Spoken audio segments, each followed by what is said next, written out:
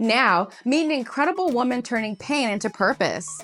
Lynn Townes is a leader in bullying prevention, teaching kids to stand tall and helping parents recognize the signs, even if their child is the bully. She's the CEO of Bullying Buddy and founder of Tiny Be Mighty, inspired by her son Encore, who was born with dwarfism. Her message is so powerful, let's jump right into it. So thank you again so much for joining us. We're really happy to have you here. One extremely interesting thing about you is that you are talking about how society talks about bullies. And, as a society, we're always kind of saying we hate bullies and, bullies are mean. But instead, what can we do instead of just saying that? Oh, thank you for having me once again. I appreciate it. What we need to keep in mind is that the bullies that we're speaking about is kids, right? And Yes. so as an adult, as a parent, as an educator, just as a person, why would we use the word hate towards an adolescent? So I think the first thing is to keep in mind that they're kids, right? It doesn't excuse the behavior. We hold them accountable for it, but we do not use the word hate, but we should be the picture of love. And that's my advice on that. Whatever love looks like around a youth, do it, say it, be it, so that they can learn the way.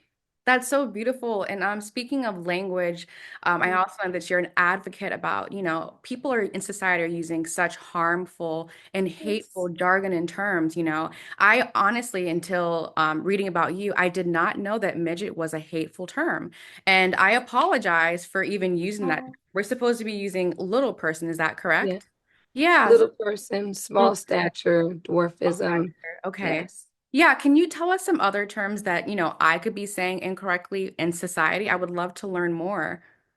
Well, just when people, I mean, midget is the big one, and even the Okay. LPA, they say the M word, like the N Yes. word. So it's really a big one for them. But like I said, you can just either call the condition, ask someone, dwarfism, you could say little person. The term that they really accept and love is little person. So that's what they prefer. I just call him by his name. We can also do that, right?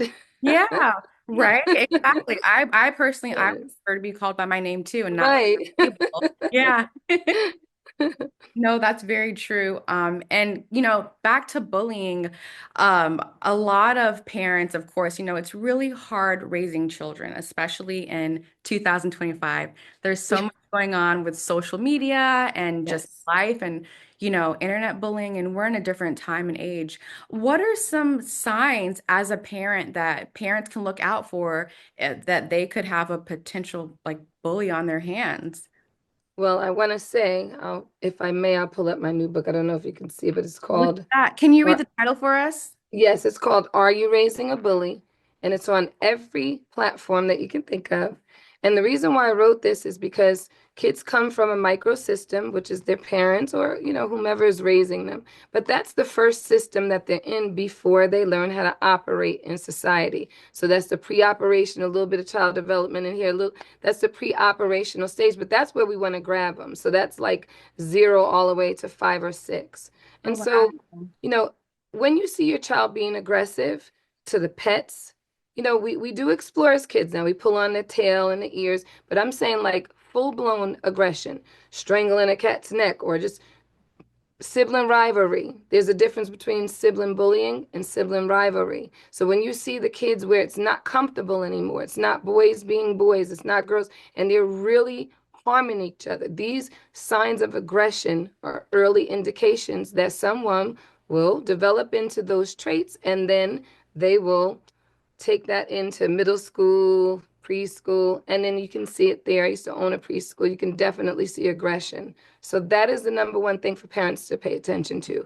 Aggressive behavior that is not the norm, that's a little bit outside of the norm. Pay attention to that and redirect it early. Yeah, that's incredible advice. And Thank you. your son, Encore, am I saying his name right? Encore? Yes, I yes, mean, what perfect. a name, right? Yes. Yeah, what an incredible story that he has. And I'm Yeah. so sorry that he experienced bullying. I can't imagine as a parent, having my child come home to me with the stories that he went through. I mean, how are you able to teach him, to be strong, but at the same time to be kind? Yes. And this is a journey, and it has not been an easy one, and we still face things, but he got it. He pretty much got it now at 17. You know, Yeah. in the beginning when he was little, it was just the example, being the example. If someone says something to you, then we're just going to turn the other cheek. But when it got into him coming home with missing skin and, you know, the stakes were a little bit higher, I could not, if I'm promoting him to be, or me, a positive setting and no violence, then how could I tell him to do that? But I'm going to be honest, as a parent, there were moments where I'm like, get him back, boy. Like, you know what I mean? We Absolutely. go Yeah. through that. We do go through that. But I could not, you know, give that piece to him, right? What I have done with him is just put him on a platform to see himself, right? When we see ourselves and we truly love what we see, no one, no matter what we see, short, small, big, whatever, when we truly say, okay, I'm looking in the mirror and I like it and it's okay, it's how I was made, nothing can touch us. So in the beginning, just shaping him, that's what I did. And then he started to be invited on different platforms to speak, which built his confidence up. And now it's just the girls. I don't even have to work anymore. All the girls like Encore and his hair and all that. So he's good. Yeah, But yeah. for parents, just put an example of love. Once love is the biggest healer, but show your child that they are okay no matter what, and really put them into situations that boost their confidence. You know, him speaking, that boosted his confidence. So I always made sure I asked him, do you want to speak or do you want mommy to speak? No, these are my friends, mom. So he started to really get confident about it. And I'm sure he gets a lot of encores for that. Yes.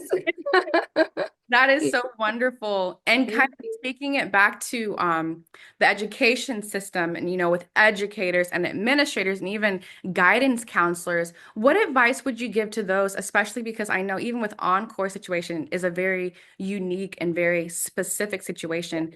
How can educators who may not be familiar with this, what are some tips you can give for them? Yes, and I'm going to break them into categories. For students, the recipe is to build them up because they're broken down every day by someone or a group of people with the bullying. So we know that that is love them, teach them, train them, encourage them. That's a student. Parents, know your child, talk to them. Have those conversations that you really don't want to have if you're afraid to have them talk to someone. I'm a therapist. Get a clinician involved, read a book, do something, because we are losing kids every day behind this matter every day. We're here in California with a situation right here today. So it's not stopping. We need to do something about it. But education, I can't say it enough. What does that mean? Yeah, you can read about it, know the terminologies, but what does it mean in practice? It's empathy. The whole umbrella of what we need to do as adults and parents, teachers, educators is enforce and invoke empathy. These children are lacking in that. That's why they're okay with violating each other, right?